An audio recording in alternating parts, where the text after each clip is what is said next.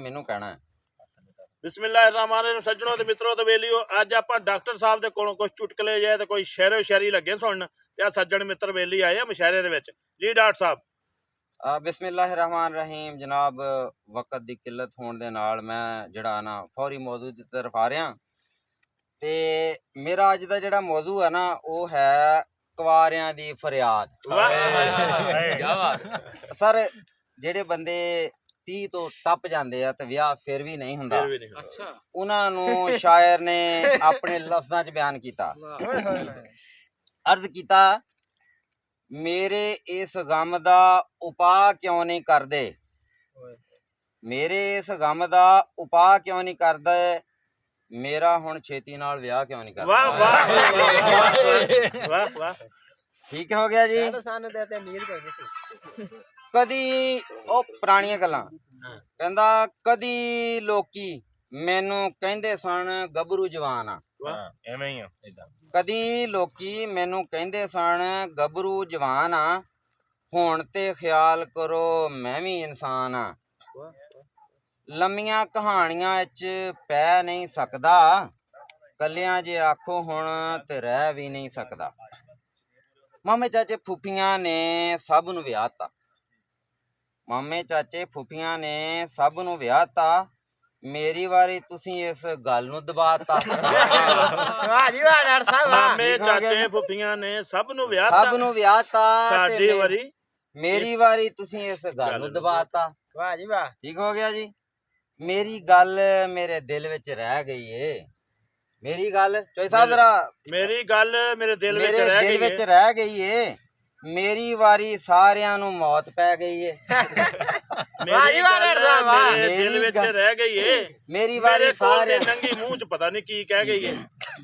ਆਪਣੇ ਪਰਾਏ ਵਾਲੇ ਭੇਦ ਸਾਰੇ ਖੁੱਲ ਗਏ। ਅਰਜ਼ ਕੀਤਾ, ਮੇਰੇ ਖਿਆਲ ਤੁਹਾਡੀ ਗੱਲ ਆਪਣੇ ਪਰਾਏ ਵਾਲੇ ਭੇਦ ਸਾਰੇ ਖੁੱਲ ਗਏ, ਅਸੀਂ ਇਸ ਈਦ ਵਿੱਚ ਵੀ ਇਕੱਲਿਆਂ ਹੀ ਰੁਲ ਗਏ। ਯਾਨੀ ਕਿ ਹਰ ਈਦ ਆਉਂਦੀ ਆ ਨਾ ਤੇ 30-40 ਸਾਲ ਦੇ ਈਦ, ਇਹ ਵੀ ਈਦ ਜਿਹੜੀ ਨਾਲ ਹੀ ਰੁਲ ਗਈ। ਯਾਨੀ ਲਾਰਾ ਹੀ ਲਾਈ ਰੱਖਿਆ ਵੀ ਅਗਲੀ ਈਦ ਤੇ ਅਗਲੀ ਈਦ ਤੇ। ਮੋਟਿਆਂ ਤਾਂ ਫੇਰ ਕੀ ਏ,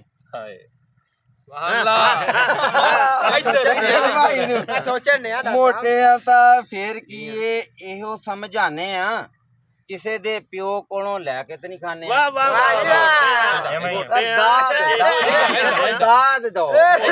ਸ਼ੇਰ ਜਿਹੜਾ ਨਾ, ਸ਼ਾਇਰ ਹਮੇਸ਼ਾ ਦਾਤ ਤੇ ਜ਼ਿਆਦਾ ਸ਼ੇਰ ਅੱਛਾ ਕਹਿੰਦਾ। ਹੁਣ ਡਾਕਟਰ ਸਾਹਿਬ ਦਾਤ ਤੁਹਾਨੂੰ ਅਸੀਂ ਬੋਰੇ 'ਚ ਪਾ ਕੇ ਲਿਆ ਦੀ। ਅੱਛਾ, ਸਾਡੇ ਜੇ ਕਈ ਮਤਵਾਲੇ ਵੀ ਤੇ ਹੁੰਦੇ ਨੇ, ਸਾਡੇ ਜੇ ਕਈ ਮਤਵਾਲੇ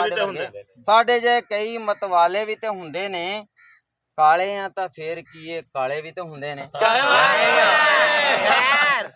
ਸੀਰੀਅਸ ਬੈਠੇ ਆ, ਮੇਰਾ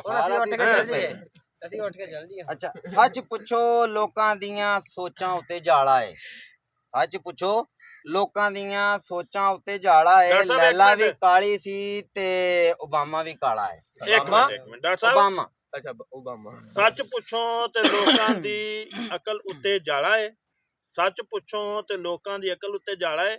ਡਾਕਟਰ ਸਾਹਿਬ, ਇੱਕ ਸਮਝ ਨਹੀਂ ਆਉਂਦੀ ਤੁਹਾਡਾ ਹਰ ਸੱਜਣ ਕਿਉਂ ਕਾਲਾ ਏ? ਤੇਰੇ ਵਾਲਾ ਇਸ਼ਾਰਾ ਵਾ, ਸ਼ਰਮ ਮਹਿਸੂਸ ਕਰ। ਇਹਦੇ ਵਾਸਤੇ ਹੋਰ ਬੜੇ ਬੜੇ ਬਾਤ ਤੇ ਮੁਲਕਾਂ ਦੇ ਮੁਖਤਸਰ ਟਾਈਮ ਹੈ ਜ਼ਰਾ, ਐਵੇਂ ਕਿਸੇ ਗੱਲ ਉੱਤੇ ਅੜਨਾ ਫਜ਼ੂਲ ਹੈ। ਬਹੁਤ ਕੀਮਤੀ ਸ਼ੇਰ ਆ, ਇਹਦੇ ਉੱਤੇ ਦਾਦ ਲੈਣ ਤੋਂ ਬਗੈਰ ਮੈਂ ਹੁਣ ਅਗਲੀ ਗੱਲ ਨਹੀਂ ਕਰਨੀ। ਕਹਿੰਦਾ ਸ਼ਾਇਰ, ਕਹਿੰਦਾ ਐਵੇਂ ਕਿਸੇ ਗੱਲ ਉੱਤੇ ਅੜਨਾ ਫਜ਼ੂਲ ਏ, ਜਿਵੇਂ ਦੀ ਵੀ ਕੁੜੀ ਹੋਵੇ ਕਬੂਲ ਏ, ਕਬੂਲ ਏ, ਕਬੂਲ ਏ। ਕਿਸੇ ਗੱਲ ਉੱਤੇ ਅੜਨਾ ਫਜ਼ੂਲ ਏ ਸੱਜਣੋ, ਇਹ ਜਿਵੇਂ ਦੀ ਵੀ ਡਾਕਟਰ ਸਾਹਿਬ ਨੇ ਹੱਸਣ ਵਾਲੀ ਸ਼ਾਇਰੀ ਸੁਣਾਈ, ਸਾਨੂੰ ਤੇ ਕਬੂਲ ਏ, ਕਬੂਲ ਏ, ਕਬੂਲ ਏ।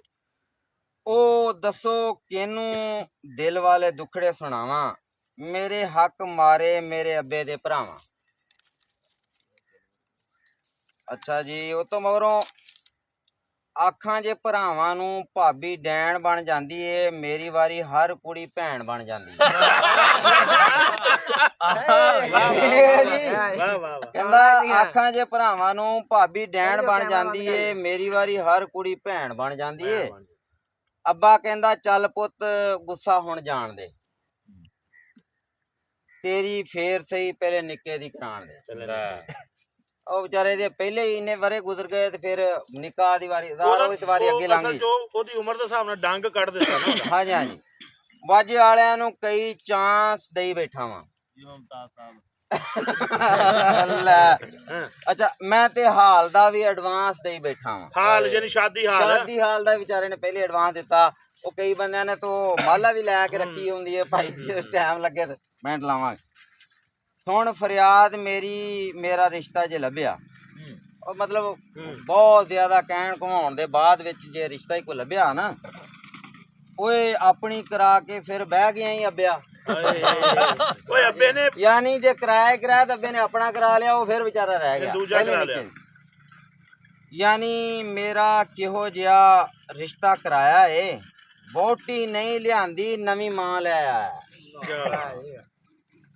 ਤੇ ਜਨਾਬ ਤੁਹਾਡੀ ਚੁੱਪ ਦੇਖ ਕੇ ਬਸ ਇੱਕ ਦੋ ਸ਼ੇਰ ਹੋਰ ਕਹਿਣੇ ਆ। ਠੀਕ ਹੈ ਠੀਕ ਹੋ ਗਿਆ ਜੀ। अच्छा, कहंदा भीगी पलकों पे नाम तुम्हारा है।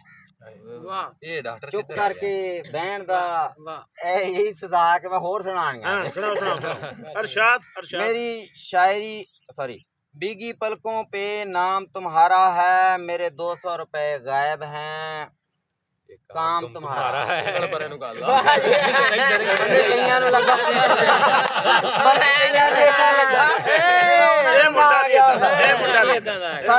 सर 2 मिनट बस अर्ज कीता आ, बस मुख्तसर है। उन्हें क्या वो मेकअप करके चेहरे पर इतनी फाइन लगती है। क्या बात है मोटिया? वाह मोटिया, तेरे ते गल हो रही सारी। वो मेकअप करके चेहरे पर इतनी फाइन लगती है कि 58 होकर भी 58 की होकर भी 29 लगती है। बाजी ला शेर, मेरी शायरी को दिल पे मत लीजिए साहब, मेरी शायरी को दिल पे मत लीजिए, तबीयत ज्यादा खराब हो तो डॉक्टर से रुजू कीजिए।